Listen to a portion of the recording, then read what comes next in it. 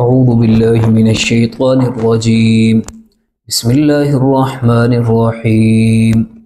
الذين يأكلون الربا لا يقومون إلا كما يقوم الذي يتخبطه الشيطان من المس، ذلك بأنهم قالوا إنما البيع مثل الربا وأحل الله البيع وحرم الربا، فمن جاءه موعظة من ربه فانتهى فله ما سلف وأمره إلى الله ومن عاد فأولئك أصحاب النار هم فيها خالدون.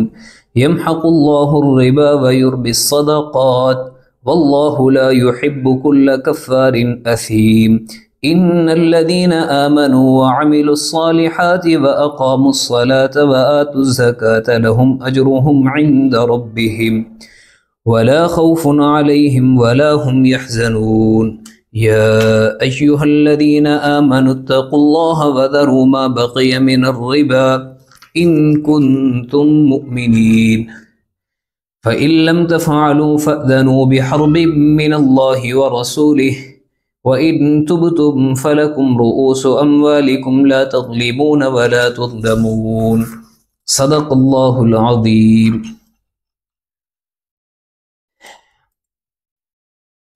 الذين يأكلون الربا لا يقومون إلا كما يقوم الذي يتخبطه الشيطان من المس.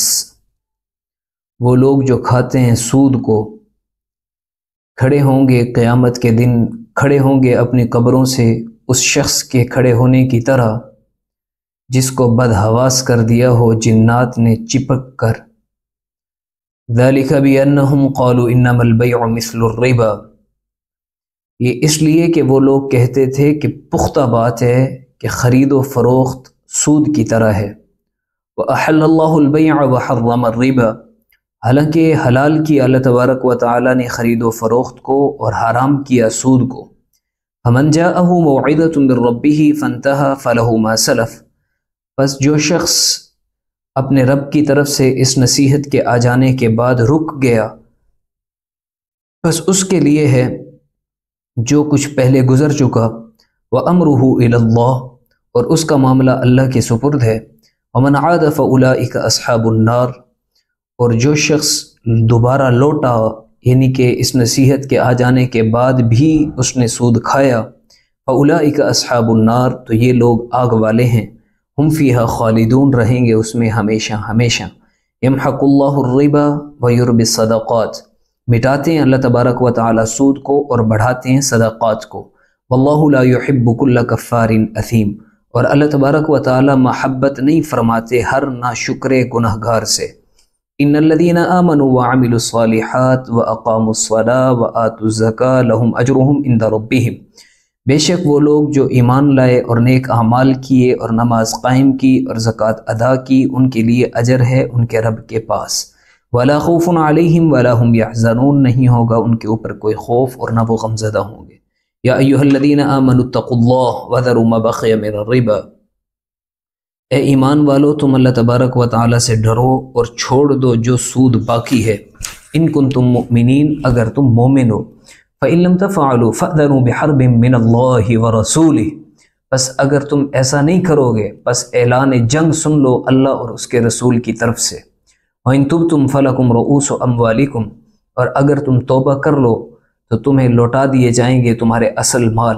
لا تظلمون ولا تظلمون.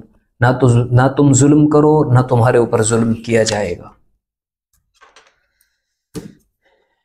گزشتہ آیات کے اندر، دروس کے اندر اللہ تبارک و تعالی نے صدقے کے احکامات کو بیان فرمایا تھا.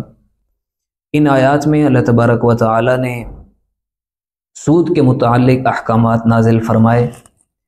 ابتدائے اسلام کے اندر سود حلال تھا، حرام نہیں ہوتا تھا.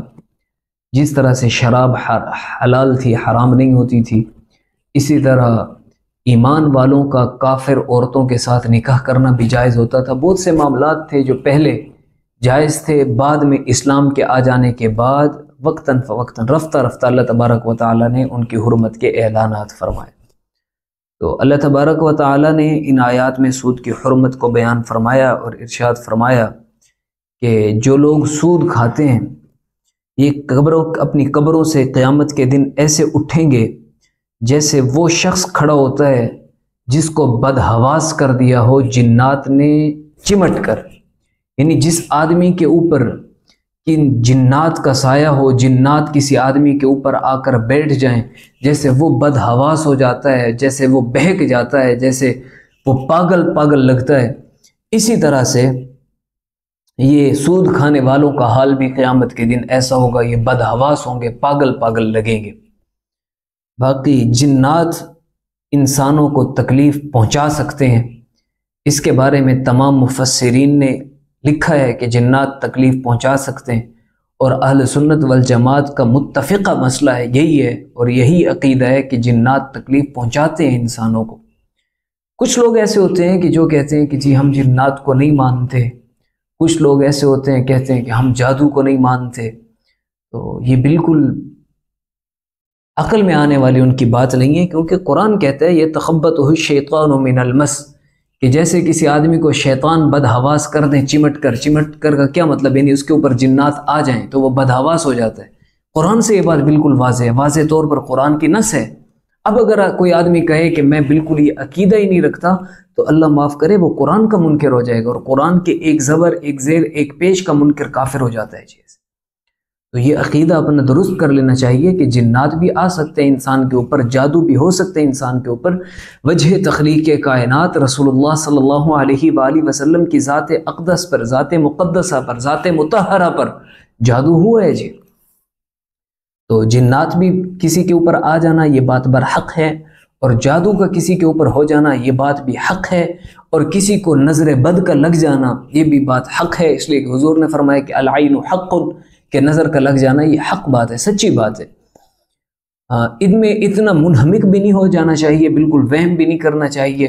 کچھ لوگ ایسے ہیں کہ بالکل انکار کر دیتے ہیں، اور کچھ لوگ ایسے ہیں کہ کسی کے سر میں درد ہو جائے، کسی کو تھوڑی سی تکلیف ہو جائے، خاص طور پر عورتوں میں، تو وہ کہتی ہیں ہاں میرے اوپر جادو ہو گیا، مجھے نظر لگ گئی، میرے اوپر کوئی جنات آ گئے، مجھے یہ ہو گیا۔ ہر بیماری کو، طبی مسائل کو بھی وہ جنات، جادو اور نظر کے ساتھ جوڑ دیتے ہیں، یہ بھی غلط ہے، اور بالکل انکار کرنا بھی غلط ہے۔ تو درمیانی راہ اختیار کرنی چاہیے۔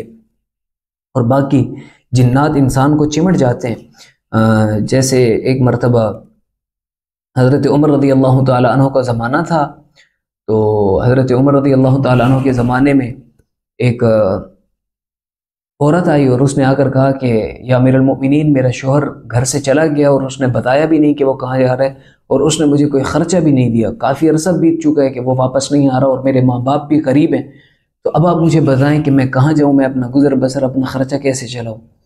تو حضرت عمر رضی اللہ تعالیٰ عنہ نے اس کے بارے میں فتویٰ دیا کہ تم 4 سال تک اپنے شوہر کے آنے کا انتظار کرو، جب وہ 4 سال تک نہ آئے پھر تم 4 ماہ 10 دن اپنی عدت پوری کرو، عدت پوری کرنے کے بعد تم دوسری جگہ اپنا نکاح کر لو، اور اس مدت کے اندر یہ جو 4 سال بنتے ہیں، اس مدت کے اندر تمہارا خرچہ بیت المال سے تمہیں ملتا رہے گا۔ چنانچہ اس عورت نے ایسے کیا، 4 سال اپنے شوہر کا انتظار کیا، 4 سالوں میں جب اس کا شوہر نہیں آیا تو اس نے 4 ماہ 10 دن عدت گزاری، عدت گزارنے کے بعد اس نے دوسرے آدمی سے شادی کر لی، نکاح کر لیا، وہاں سے اس کے بچے بھی ہو گئے، اب وہ پہلا شوہر واپس آ گیا۔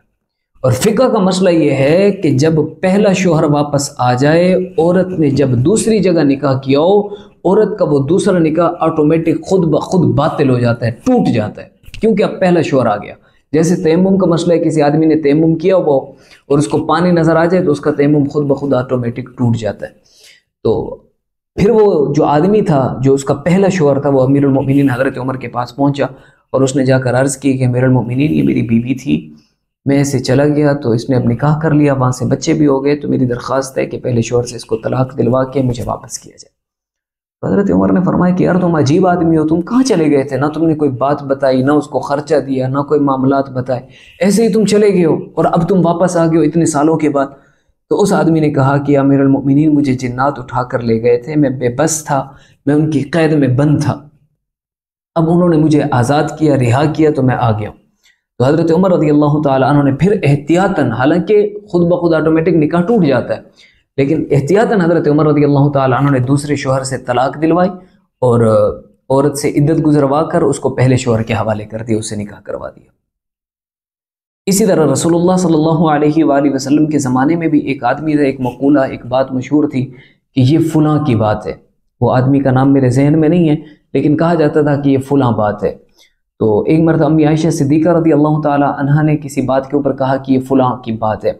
تو حضور نے پوچھا کہ عائشہ یہ فلاں کی بات ہے، اس کا کیا مطلب ہے؟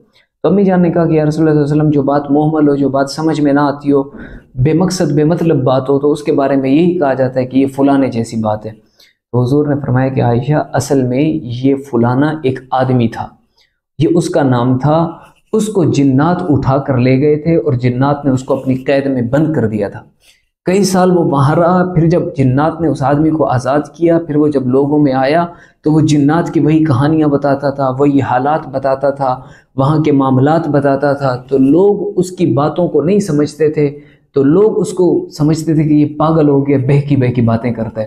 لوگوں کی سمجھ میں اس کی باتیں نہیں آتی تھیں، اس لیے پھر یہ مقولہ مشہور ہو گیا کہ جو بات سمجھ میں نہ آئے تو کہا جاتا ہے کہ یہ فلاں جیسی بات ہے. تو حضور نے بھی یہ بات فرمائی ہے کہ جنات نے اس کو قید کر لیا تھا. اس سے معلوم ہوتا ہے کہ جنات انسان کے اوپر آ بھی سکتے ہیں، انسان کو اٹھا کر لے جا بھی سکتے ہیں، انسان کو قید بھی کر سکتے ہیں.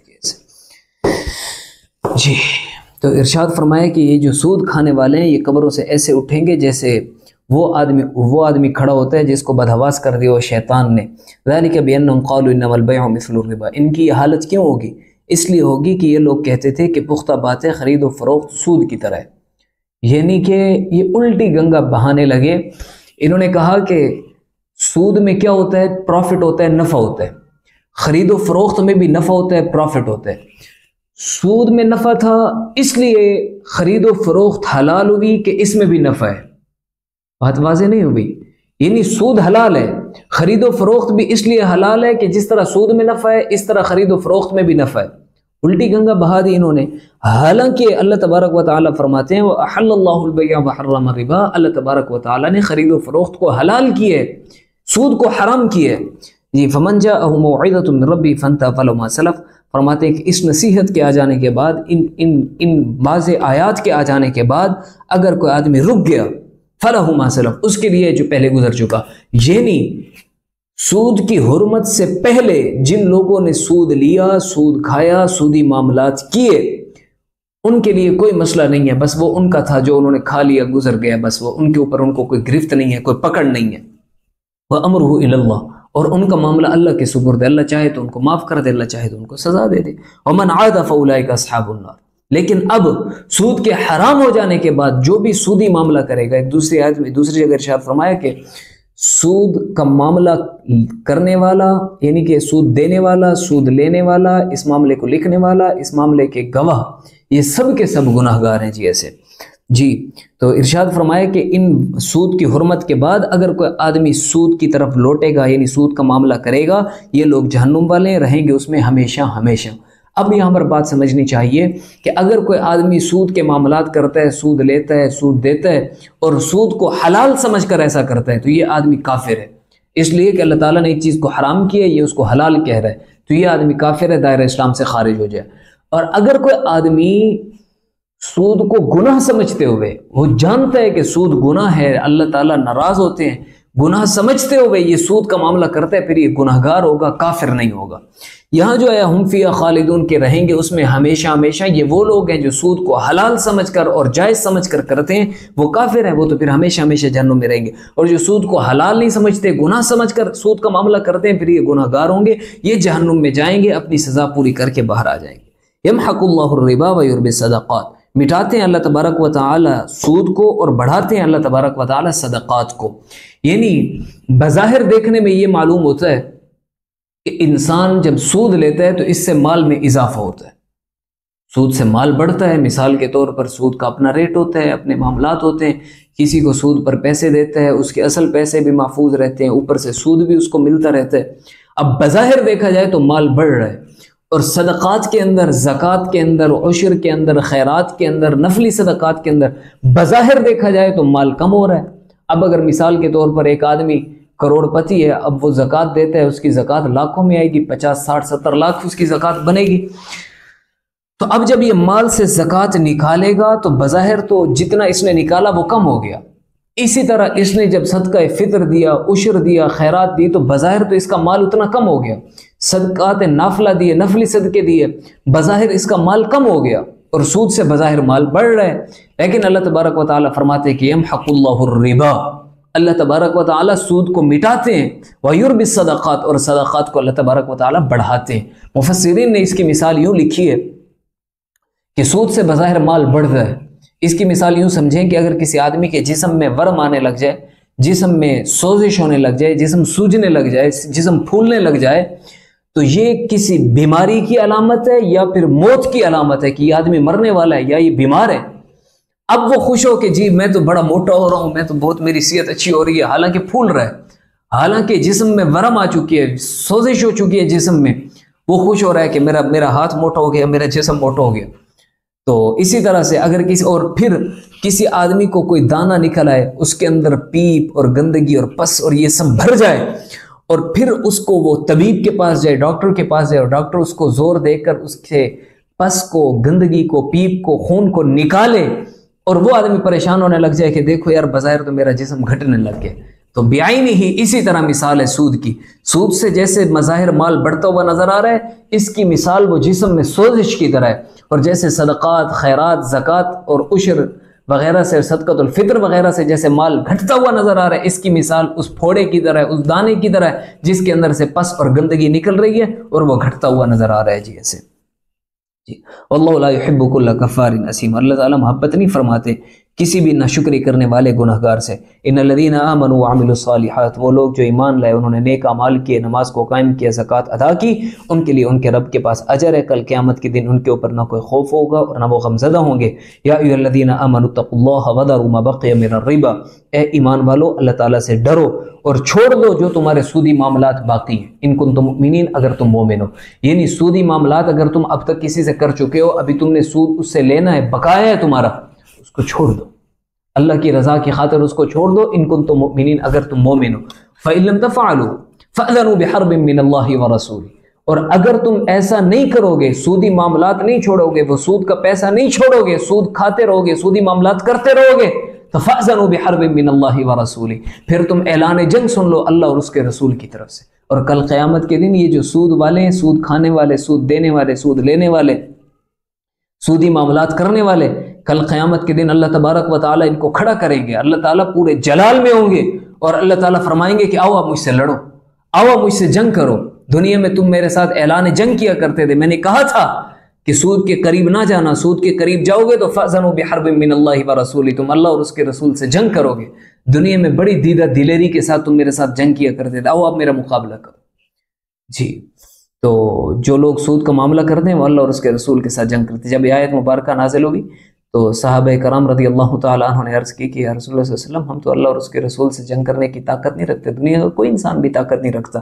جی ارشاد فرمائیں تم فلکم رؤوس اموالکم، اور اگر تم سودی معاملات سے توبہ کر لو، اپنا رأس المال، اصل مال تم واپس لے لو، تو اس میں کوئی حرج نہیں ہے، سود کو چھوڑ دو، دفع کر دو۔ لا تظلمون ولا تظلمون، نہ تم ظلم کرو نہ تمہارے اوپر ظلم کیا جائے گا، تم ظلم نہ کرو، یعنی سودی معاملات نہ کرو، تمہارے اوپر کل قیامت کے دن ظلم نہیں کیا جائے گا۔ دعا ہے اللہ تبارک و تعالی ہم سب کو عمل کی سمجھ کی توفیق عطا فرمائے۔